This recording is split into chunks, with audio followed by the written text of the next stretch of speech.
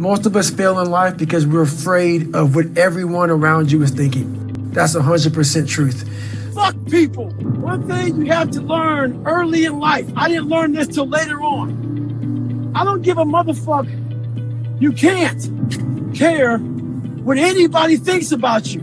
If I care what people thought about me, you think I'd be yelling out here, doing a 105-pound ruck, talking shit? This is who I am.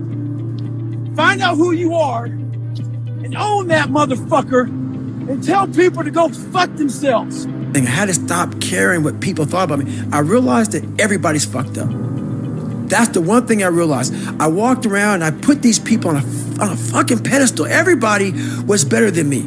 So I can't tell you anything about me because you're gonna judge me and I'm gonna feel even worse than what I am. What I realized, once I calmed my mind down and sat back and looked at how jacked up this world is, once you realize that you are not alone, everybody that's talking to you about how jacked up you are, only thing they've done better than you is they've hidden their fucked up world better than you have. That's all they've done. We live by the narrative of other people. When I first called a recruiter to be a Navy SEAL and I was 297 pounds, the first recruiter looked at me and said, "You're not gonna be able to make this, man."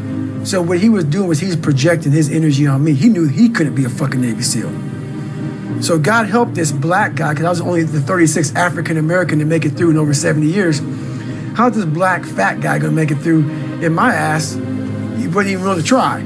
So he's projecting this. So a lot of us who are negative people, all we do is project how we feel on other people.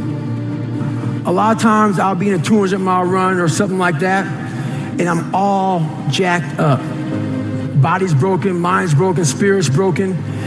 I start to say, what if I can pull this off? When I first walked into the Navy SEAL recruiter's office, he looked at me and said, there's only been 35 African Americans in 70 years make it through. You know what I said to myself?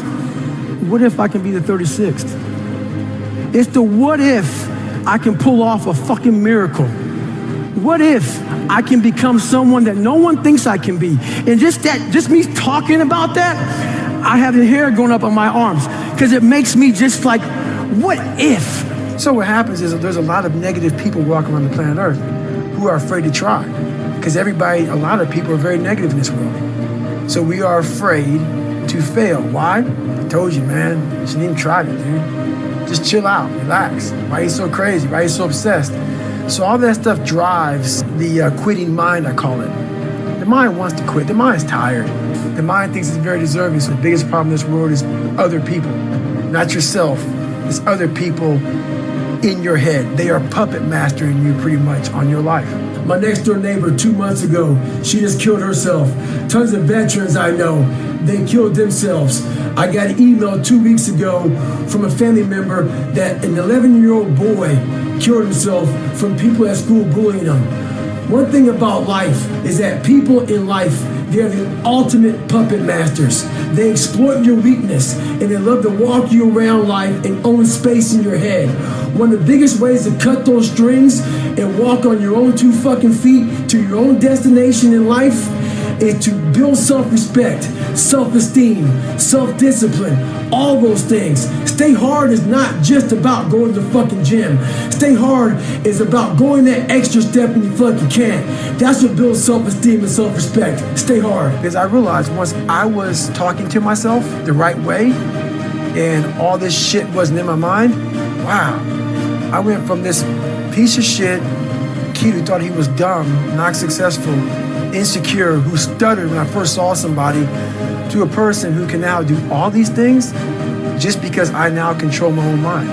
When you get to the point where you really fucking don't care, you're dangerous.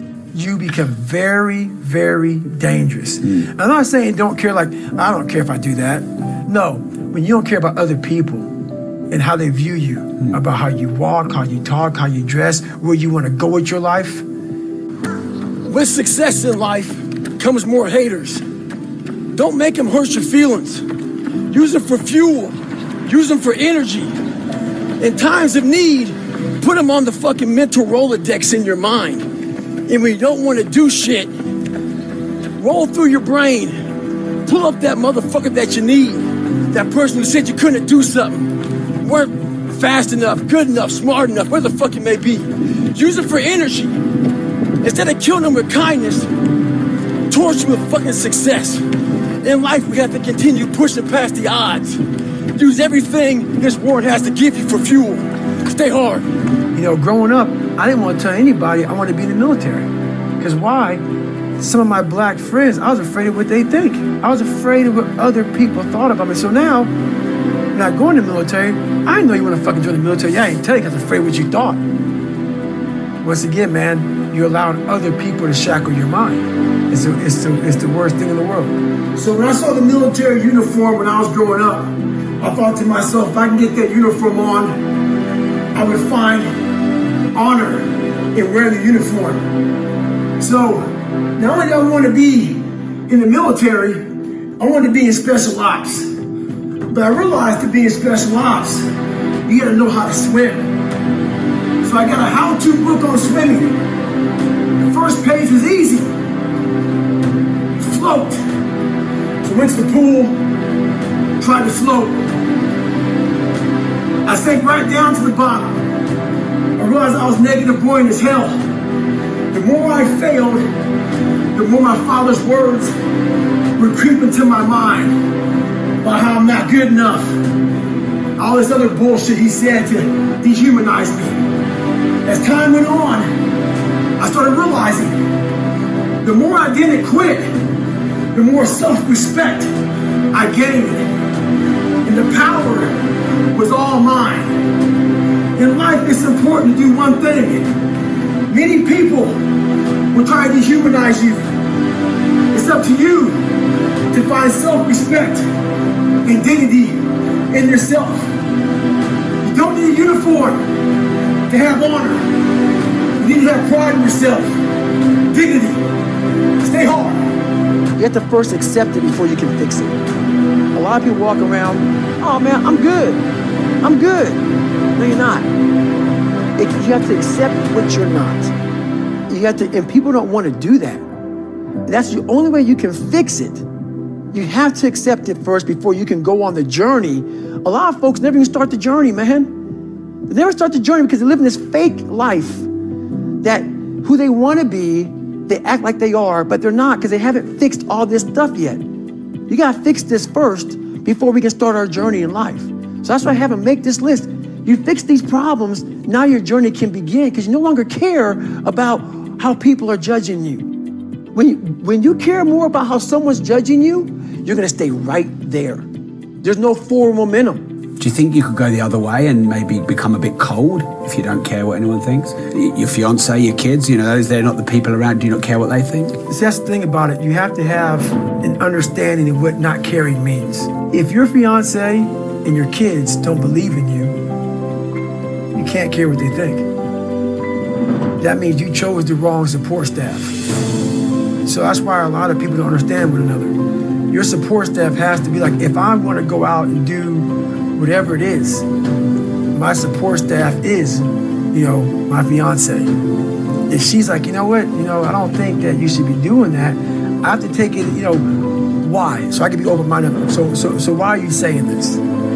But if she's saying it because of her, that's not the right thing. Because I need backing to do what I'm going to do. Open-mindedness, I need support. So you got to be very clear thinking about all that stuff.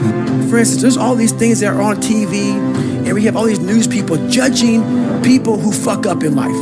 Yeah, they made big mistakes. But that person who is judging you on TV, I guarantee you that news person, and say, I'm glad that my shit didn't come out. I know that about people. So if you want to sit back and judge how jacked up I was and how messed up my life was, Merry Christmas, go for it. Have a good time. But I'm smiling at you right now, knowing you have a secret that you're not willing to share. It gives you a lot of power when you're able to go on a podcast this big and say, hey, tell me, I'll tell you anything you want to know. I no longer care. There's a lot of power in that. To be able to put your life on a billboard for the whole world to see and say, judge it, man.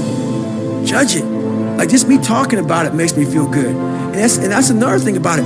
When you are willing to talk about how jacked up you are, the strength, that big rock that you carry, it just starts to come off you. It just starts to come off. That's why I do it so often. Like, hey man, I'll tell you anything you want to know. I'm tired of being afraid. I'm tired of not telling you shit. I'm tired of lying about how good I'm not. I used to always want people to accept me and like me. So I became who they were. If you like something and I didn't like it, I liked it because you liked it. Become unapologetic of who the fuck you are in your life. If you get after it and you're a hard motherfucker, get after it. You gotta make yourself better than what you think you are. And what that requires is people to not fucking understand you, not know you, not get you at all. Look at you like you're off. Look at you like you have a problem. Don't worry about that shit. Be unapologetic.